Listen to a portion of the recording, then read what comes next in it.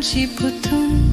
ඒ ගත වෙහෙසම සතුටක් වෙයි මට ඔබ සිහිවන විට පුංචි පුතුන්